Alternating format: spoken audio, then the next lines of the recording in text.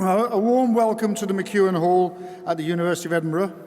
I'm Tim O'Shea, Principal and Vice-Chancellor, and it's a great pleasure to welcome you all tonight to this special event, Scotland's Past and Scotland's Present, which also serves to mark the formal retirement of Professor Sir Tom Devine from the University. Over the weekend, we heard the marvellous news that Tom had been awarded a knighthood in the Queen's Birthday Honours for services to the study of Scottish history. It is the first knighthood to be conferred on a historian of Scotland, and it is richly deserved, and we were all delighted.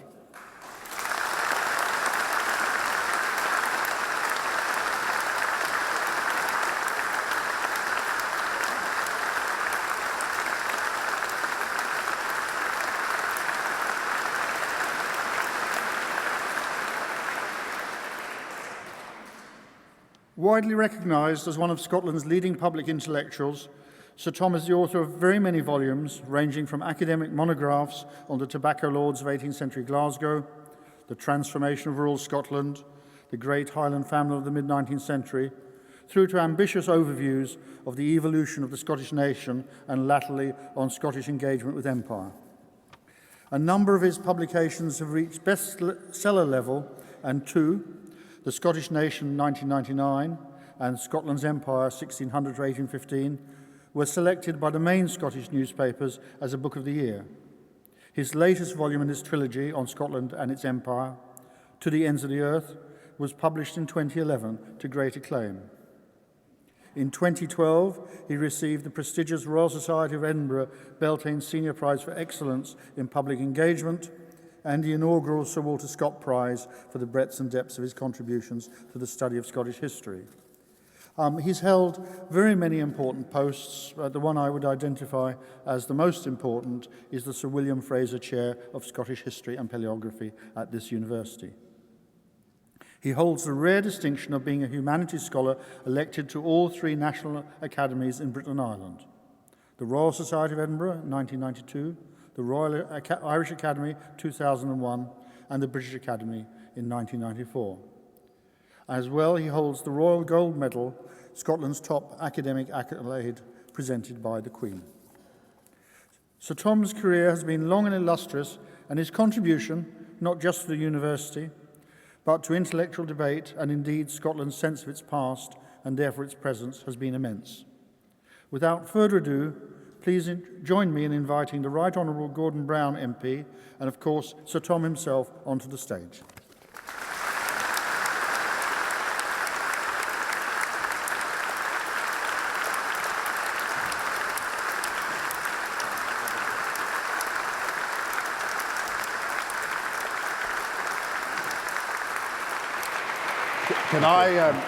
Can I, first of all, on all your behalves, not only welcome Sir Tom this evening, but welcome Lady Devine, the Devine family, and all who have contributed to this great success that Tom has had over 50 years since he became a student and then a researcher, and now a very established professor at this university. Tom, we want to welcome all your family as well. Thank you, Gordon. It's very good of you.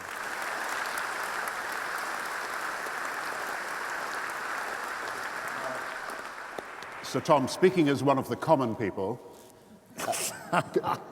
can I say that I've got this great honour this evening to read out some tributes to you as we start this evening. And you'll be surprised that I've been entrusted by the Prime Minister, David Cameron, to read the first tribute. I am extremely surprised. Exactly. It is a great privilege for me to be able to provide a tribute to Professor Tom Devine. He is widely regarded as the leading authority in his field, with several landmark books. Held in the warmest of esteem by his colleagues in Scotland and worldwide, he has won, as the Principal said, all the three major prizes for Scottish historical research.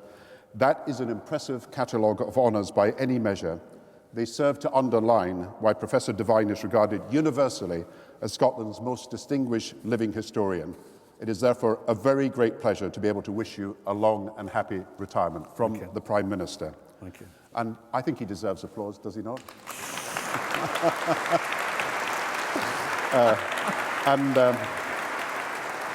From the First Minister of Scotland, who has also trusted me to read accurately this evening.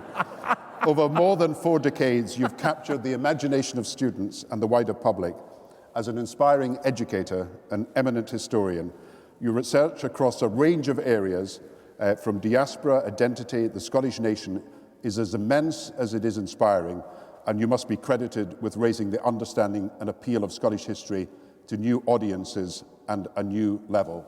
I send you congratulations on your knighthood. Alex Salmond, and I think he deserves some thanks as well. And I'm not going to ask you to clap on all occasions because I may seem to be biased then. Ed Miliband, leader of the Labour Party. Tom Devine has transformed the writing and teaching of history in Scotland, widely acknowledged as one of the country's greatest authors, research professors and lecturers. Scotland owes him a huge debt of gratitude for his contribution to the modern history of the country. And Joanne Lamont, the leader of the Labour Party in Scotland, Tom Devine is internationally recognised as one of Scotland's greatest writers, our best-known historian, a professor of great integrity and wisdom who's been responsible for the best histories of the Scottish people. From the leader of the Scottish Conservative Party, Ruth Davidson, or should I say Conservative and Unionist Party, Ruth Davidson, Tom Devine is Scotland's undisputed history man. In the case of books like The Scottish Nation, he combined academic rigour with the sales of J.K. Rowling. He must be a very rich man as he retires. For a generation of readers, he has brought Scotland's past alive. The country owes him a huge debt of gratitude, and I wish him a happy and fulfilling retirement. And from the leader of the Scottish Liberal Democrats, Willie Rennie, Tom's unique mixture of depth and colour has brought Scottish history to life, but not in some idealised manner. At such a critical time, he has presented our history, warts and all, to aid our decisions about the future. Tom Devine is a credit to historians. Tributes from all political parties. Now, I started off as a university lecturer, and I knew that universities stood for objectivity and impartiality and rationality and the pursuit of truth and the search for knowledge. And I found that these were all the qualities I had to leave behind when I went into politics. Tom, you have said the future is not your period, and you have tried to provide an objective account of Scottish history. Now, how did it start? I understand you started not as a historian, but as a geographer. Yeah, because it's on the public record. The most boring subject in Scottish schools in the early 1960s was the study of history. And a lot of my generation will tell you that. So obviously I did something which I thought was very, very intriguing and intellectually satisfying and easy. I hope there's no geographers here. No. And then, of course, when I became more mature and went to university, I recognized history as the uncrowned queen of all disciplines. Taught to try and write clearly, cogently, taught how to analyze, to argue, to recognize the tension, Gordon, between generalization and evidence, and above all, the kind of search for truth, even although, of course, that is something conceptually that you never actually really achieve, but you try and aim for it. I don't know why I did it, Gordon, because it is a very, very demanding mistress. The amount of work, as my colleagues here will all tell you, involved in the process of data collection and research among quite demanding materials before you can even actually think about what you're going to write. It marks it out as a pretty labour-intensive activity. But it's Scottish history, and you didn't learn much Scottish history at school. No. Why did you turn to Scottish history? And I think someone said that we learned more in university about Yorkshire when we studied history than about Scotland. It was You've transformed that. Well, there are two ironies, I think, about the question that Gordon asked. One is, the university I went to, I was only taught by one Scot. All the other research historians who taught me were from England. They had moved up because of the expansion of the universities. And they were at the cutting edge of their discipline, especially in social and economic history. The other thing, Gordon, it's a bit of a myth to say, I mean, we were not really the assault generation. We were not really the assault division.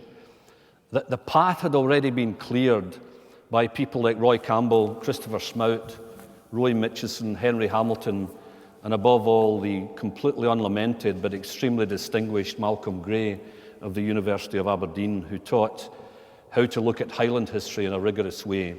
I was, if you like to relate it to D-Day, I was part of the second echelon, having been taught by some of these people, and then becoming a university teacher in 1969. But the groundwork was already being established at that time.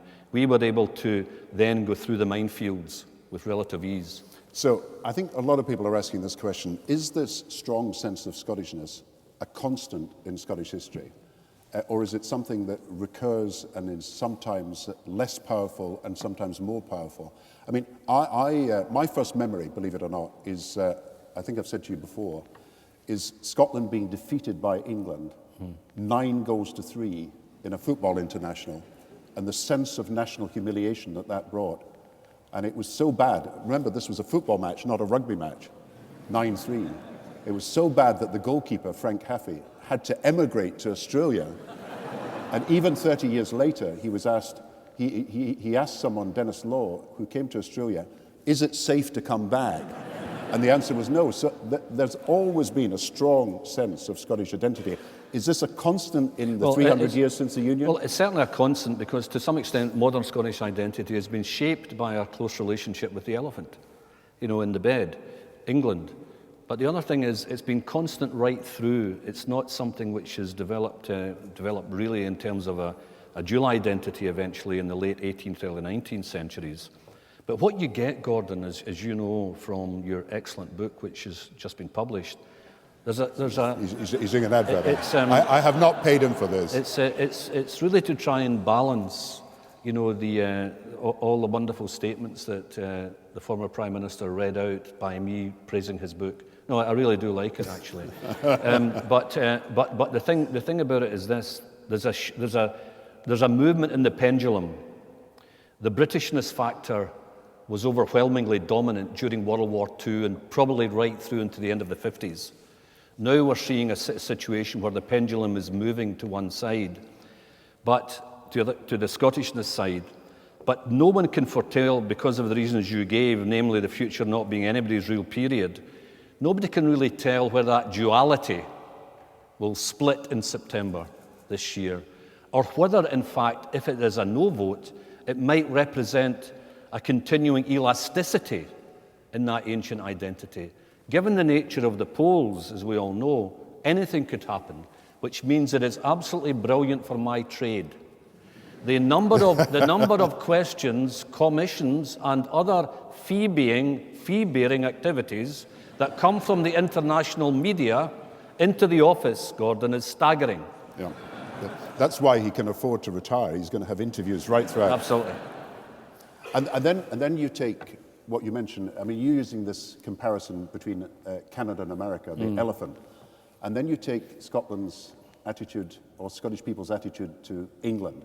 Again, is this a constant? I was quoting on Saturday the academic going down to Oxford, and the Scottish academic saying to the Oxford academic, "You must think of us Scots as very aggressive." And the Oxford academic replies, "We don't think of you at all." Yeah. And is this the attitude that is run constant? Have you got a conclusion really about Scotland's relationship with England and attitudes to English people and vice versa? Well, I can only speak about my own trade. I mean, I'm very, very proud, probably proudest of all, to be elected a Fellow of the British Academy because of its significance. But I've long given up going to meetings of my section, and probably wrongly. But I don't sense that there is a real concern with the whole of the British archipelago at those meetings, and that's one of the reasons I don't actually go. As far as the relationship between the Scottish people and the English people are concerned, I would describe it as a kind of what you would call critical friendliness, especially, of course, in the sporting field. I mean, I don't detect any real ethnic, or there may be some spots of it, of course, but any real ethnic hatred over the period. There was certainly great difficulties in the first half century of the Union until after the Jacobite risings. But during the period from that time right through until the 1980s, when I think there was certainly a development in Scottish consciousness of antipathy to a certain type of Southern Englishness, symbolised by the Tory governments of those days, and perhaps also the cut glass accents that went with them and symbolised them. But that apart, I think I mean, they are an odd couple, Scotland and England. But I think they've got on tolerably well over the centuries. Because as I've said in a previous lecture, connections of the union variety between two ancient and historic nations with that longevity of over 300 years in a European context is relatively unusual. So that shows there has been some kind of glue over the period. And then you say, do you not, that the 1980s are in a sense a turning point in both the devolution debate and in attitudes to Britain. Absolutely. And it's deindustrialization? That's one factor. I think the other factor is for the first time really again since the mid-18th century, and it's extraordinary this because it's epoch-making. The government in Westminster seemed to depart in that period, either rightly or wrongly, from the general Scottish popular will. That was something completely new. And of course, the so-called radical economic policies of that government were at dissonance with the will at that time of the Scottish people. And that was a caesura, Gordon. You remember in a previous event in your hometown, I said that very interesting conversation with Donald Dewar just weeks before he died, where we both agreed that if you could take the 80s out of Scottish history, there would not even be a Holyrood Parliament today, far less something like September 2014. So you have 300 years of a union. Yeah. Political nationalism is incredibly weak Throughout throughout the whole of that period. And you think that the 1980s, the reaction, if you like, to industrial decline, the political responses, is there anything else? I mean, what strikes me also is that Scottish institutions, ironically, are becoming a great deal weaker. You're the right. churches, the local authorities, even football is in disarray. The trade unions, all these Scottish institutions look less strong. No, I mean, I think you can add to this, that's the catalytic thing, which wouldn't have, I think, they wouldn't have been quite as important if it hadn't been for the rest of the package. The end of empire, the extraordinary hemorrhage of Protestant membership, Presbyterian membership in Scotland, which you'll recognise more than most. The sense of the sick man of Europe, the sense that Great Britain of the 19th, early 20th centuries, to which many elite Scots were arrogantly pleased to belong to. That's sinking under the sun as well. And even one of the great champions, and I say this without any sense of superiority or relish, one of the great sporting champions of Protestantism moves into difficulties in the early part of this millennium. I think he's talking about one particular football team that he doesn't support. And then young people. I saw a survey only 2 days ago from Edinburgh University, and it's a tribute to the research that they're doing, saying that about 50% of young people, 14 to 17-year-olds, said that they would actually prefer to have a UK curriculum and UK examinations in education than the traditional Scottish separate, distinctive education system. Now, are you surprised that we may have a younger generation that is a network generation rather than perhaps a nationalist generation, more interested in their links with other countries and networking around the world? And therefore, are we going through a phase and young people are actually going to take a different view to the future from perhaps adults today? Well, I think the thing is that young people stop being young people and they change, thank God. Otherwise they'd be comprehensively intolerable. No, the undergraduates in this university are a credit to this institution. He wants to thank everybody whom he has taught. Yes, of course, right. So I think what will happen, Gordon, is I think they'll become just like any other, in a sense, inhabitants of a small nation which has got a proud history. One, they will undoubtedly be affected by the globalization dynamic to which you've referred and the technological changes. They will become, even more so than we were, citizens of the world. That is absolutely inevitable. But at the same time, that is not in contradistinction to the fact of a sense of strong identity, not necessarily only at the national level, but at the local level and the regional level within the country. That seems to be the way globally peoples are going.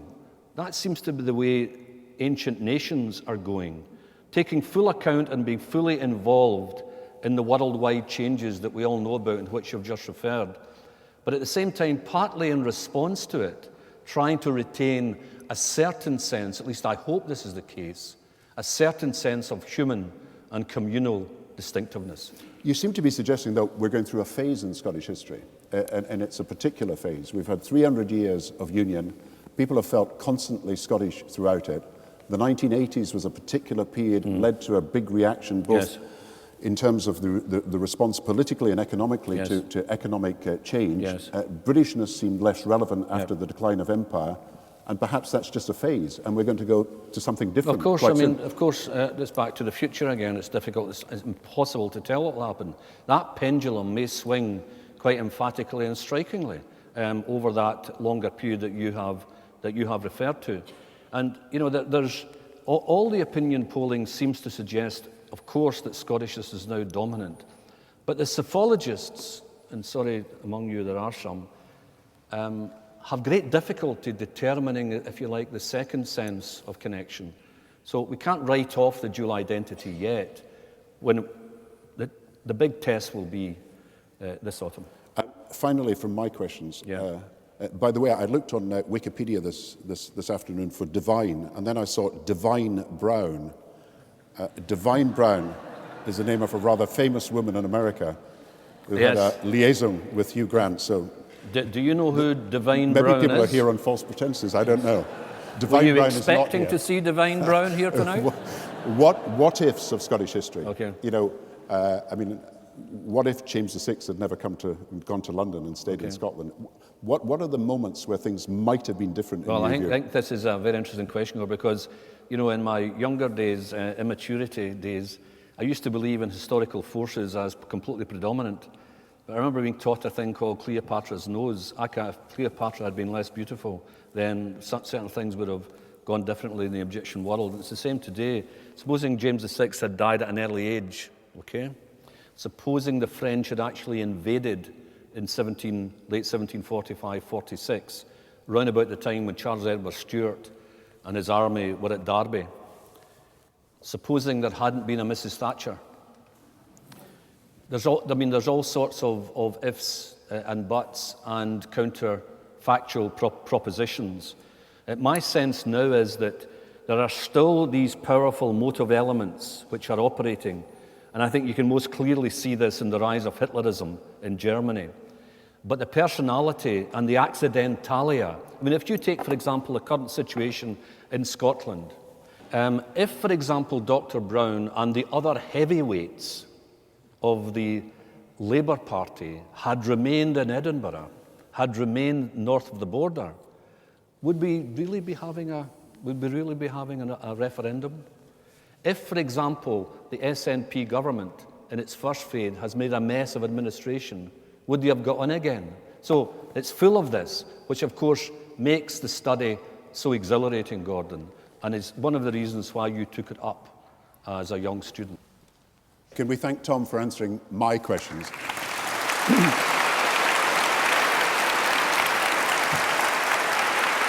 Thank you.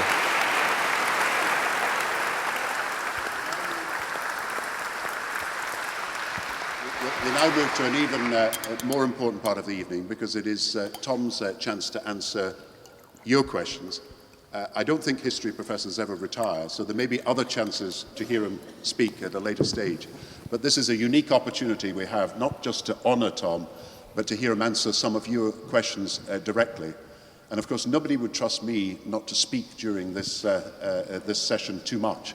And therefore, we're very lucky to have with us this evening a person who is esteemed as a journalist, a commentator, a writer, an author, both of fiction and non-fiction, and someone whom I've known for many, many years and is a friend of myself and a friend of Tom Devine. And I would ask you to welcome, to chair this particular part of the session, someone who I know you will all know. Could you welcome Jim Naughtie?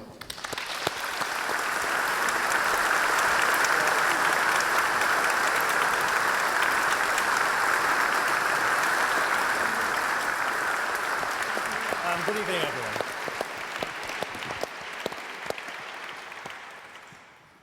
Is it working? Yes, it is. Tom, I want to, while joining in the great tributes to you, and I'm with the crowd in that, I want to ask you a question of my own. Now, I think it would be crass on this occasion, at least at this stage, to ask you how you're going to vote in the referendum. Well, But Jim. But let me ask you this. Yes, okay. Have you yet decided how you're going to vote in the referendum? I have decided to vote. That doesn't quite answer the question. I know that. Do you know how you're going to vote? Do you remember, well, can I just put the context in? Right. Do you remember that famous occasion on the Today programme? At least I thought it was famous. Yes. Nobody else did. When you said either what you think is going to happen or how you're going to vote. Yes. And then I used what's now become a cliche. Indeed. The future's not my period. Indeed. Now, it took you, I think, a nanosecond to laugh, but you did. Yes. Because you're very quick in the uptake. And you've... I have... Sorry, on you go. Yeah, no. I was just going to say that well, first of all, I don't believe in revealing my own private political feelings. Obviously, I will have a view when it comes to it, and I will vote in one direction or another. But frankly, I don't think it's really of any, well, first of all, I don't think it's really of any public interest. Oh, I'm not sure about that. Okay. But the second very important thing, Jim, is that, and this might sound slightly OTT, but I do think that it's probably necessary, and I don't mind colleagues who are seriously committed on either a nationalist or a unionist side to come out and say that. That's entirely their thing.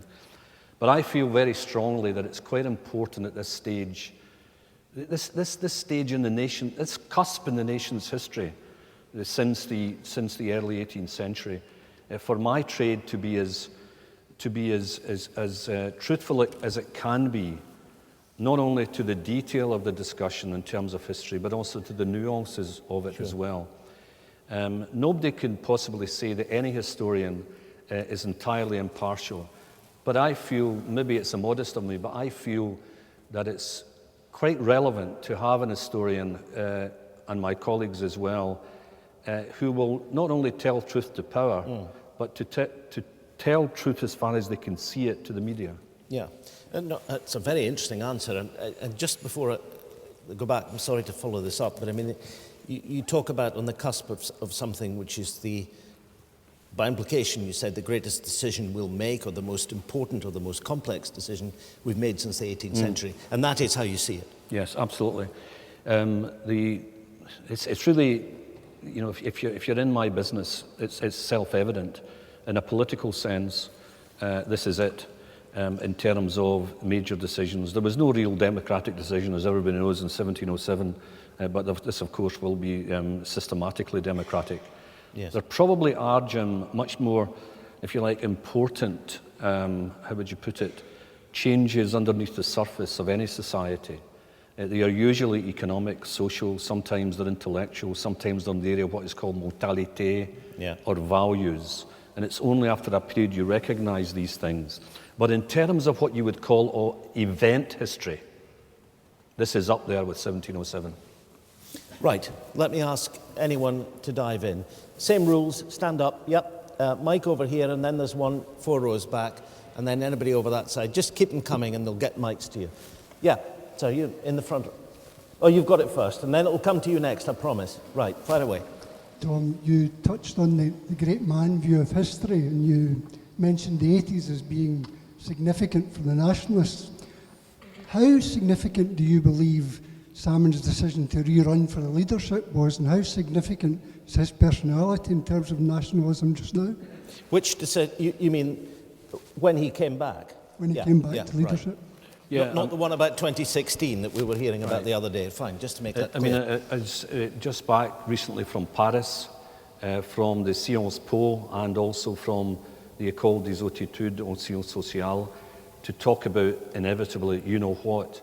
And what I was talking about was the reason, it was really the question I asked Gordon Brown, how do we get from that kind of almost overarching unionism of the 50s to the situation today? And the way I take it is to look at what I call structural elements which were building up, some of which I discussed with Gordon, from the 60s right through probably until the foundation of the Edinburgh Parliament. Yeah. But thereafter, they're what I call accidentalia. They're proximate causes, they're triggers. They could have been quite different, with different consequences.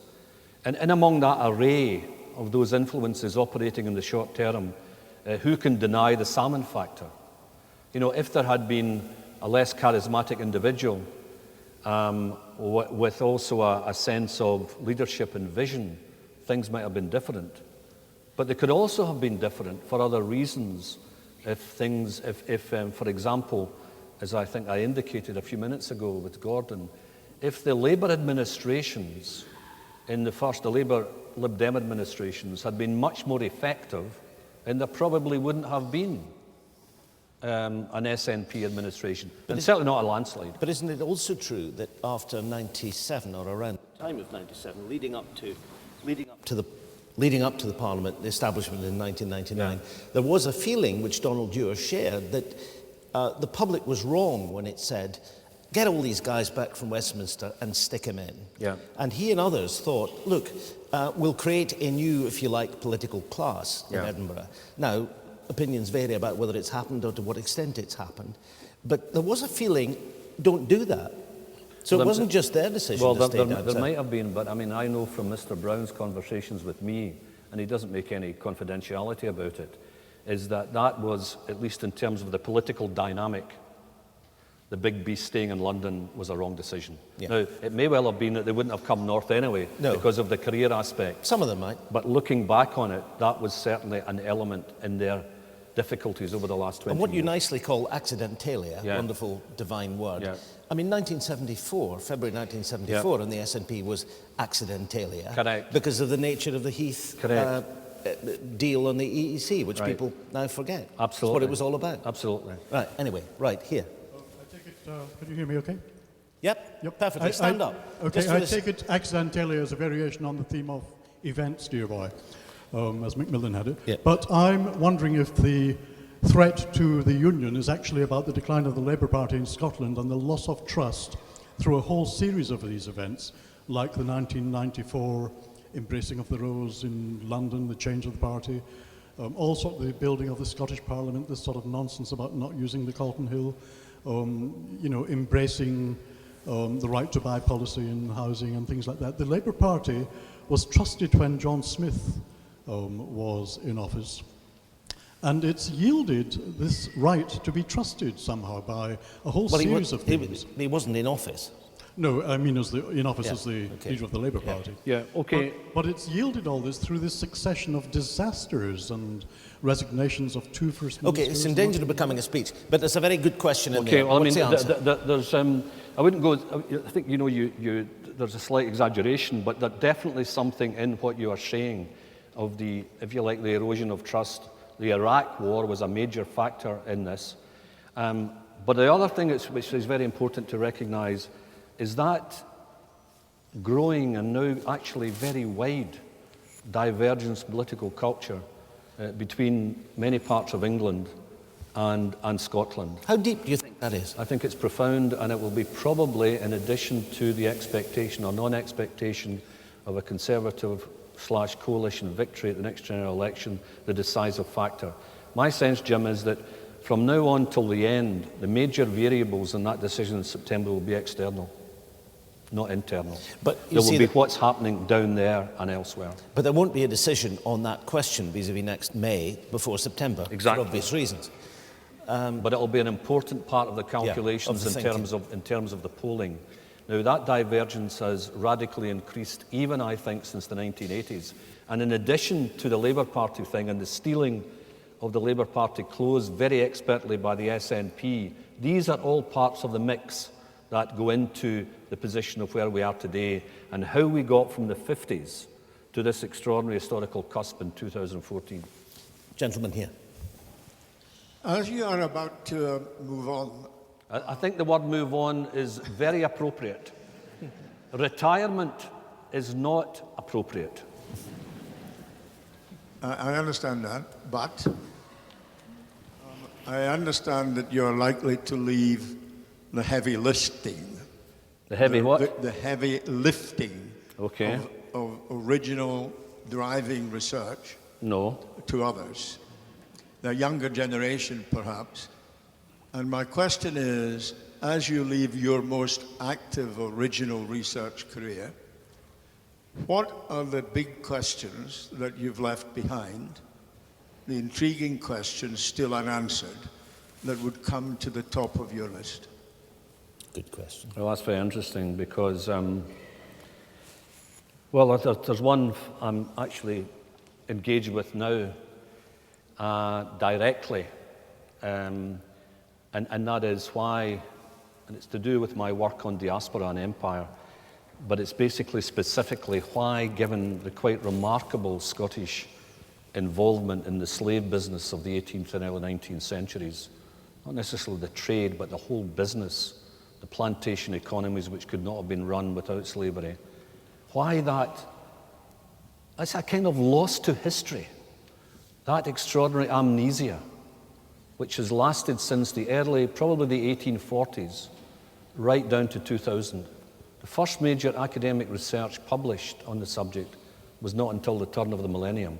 That seems to me to be a fascinating question. I've always been interested in things, why nots, like why did dogs not bark on a particular night?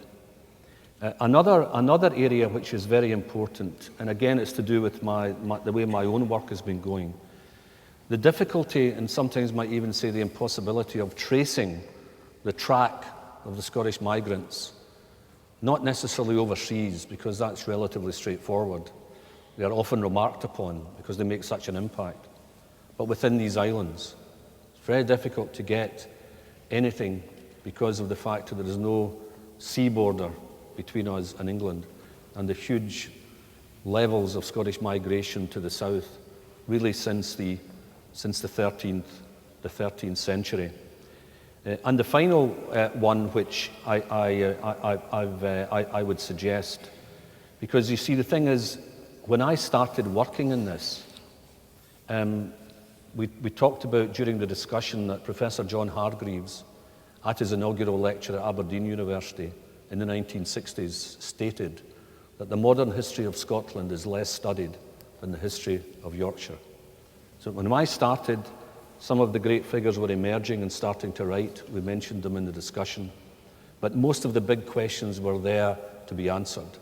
English history was showing very great signs of ticking boxes and, getting into almost a form of knowing more and more about less and less. But the big issues there were in Scottish history. I mean, it's impossible to say this because we do not know what will happen. But I think it was my privilege to be involved in a period when you didn't have to ask, what do we study next? Because the questions were enormous and had not really been attacked at all. I think it'll be much more difficult for the next generation of historians to get, I'm talking about historians of Scotia, and especially modern Scotland, to get to grips, because I think you put your finger on the main point. The big issue for an historical scholar is really not trying to get the answers. It's to get at the questions which should be asked. And the questions, in my view, should be sufficiently alluring to attract the attention of people well beyond the academy. Can I just end, because we're coming to the end of our time, by asking you something, which, I'm saying this in a straight way. This isn't meant to undermine your perfectly proper statement about not going into your own political decision about September. But I just want to ask you to reflect very briefly in conclusion on what the problems and the opportunities are in each case. If there were a no vote, what is the challenge in a positive way? If there is a no vote. If there is a no vote. Yep. And what is the difficulty that might present? And secondly, on the yes side, if there were a yes vote, what challenges and what opportunities does that present? Well, I mean, the easier one to answer is in a sense, ironically enough, the yes. Yeah. Because there'll be so much business to become involved in.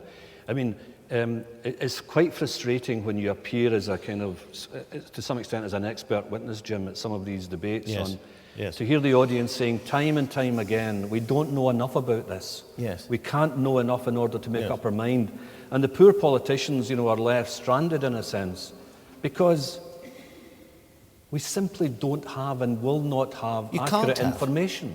Yeah. Because even more important than a yes vote will be the discussions which take place, as you Yes. know better Yeah, than I do. yeah. So there's no doubt about it, there'll be a period of very exciting activity. There'll be a period of very considerable administrative challenges. It'll be fascinating to see how Scotland works out its relationship, primarily with England, Yes. during that period. And a long period. Correct. Very long, I would say, in terms of we get to some kind of terminus ad quem. The other one, the no vote, is much more difficult, because there are two things likely to happen. There is no doubt about it that the people who support yes, that I'm thinking now not of everybody will support yes, but that core of about 30%, Yes. which through thick and thin has gone for it. If there is a no vote, then they are really going to be terribly, terribly disappointed. Some people have said a collective nervous breakdown. It might not be that, but it'll be certainly much worse than 1979. So this is why it is very important for the future of the nation, if there is a no vote, that those promises that have been made, and Gordon Brown himself has been starting to make them, those promises must achieve the reality of a safety net, just in case. Not necessarily to force people into voting no, but so that there is something thereafter, in a way which there wasn't at the much less important devolution vote of 1979. There you are. I've convinced you that the future is your period. Thank you. Well, I just want to wind up proceedings, because we must, by saying to you that I think all of us here have been privileged to be present at Sir Tom's formal farewell to the university. And obviously it was graced by the presence of a former Prime Minister, which is remarkable given, as Tom pointed out, that he has extraordinary demands of his time, not least tonight when he's off to Nigeria on important business. But I think all of us who've read Tom's work over the years and understood what he's brought in a visceral way to our understanding of this nation and how it fits with its neighbours, how it fits with Europe, how it fits with its own past, have reason to be extraordinarily grateful to him and indeed to the institutions, not least, if I may couple the University of Aberdeen with the University of Edinburgh, which have nurtured him over the years. And so it's an extraordinarily happy occasion. And all I would want to say in conclusion, in thanking the Principal for his generosity and welcome, and Gordon Brown for his participation and openness, is to ask you all to show your appreciation to really one of the great men of Scotland, and someone whose thoughts and vigour and eloquence will be with us long after that chair is empty, although we know he'll remain with us. Sir Tom Devine. Thank you.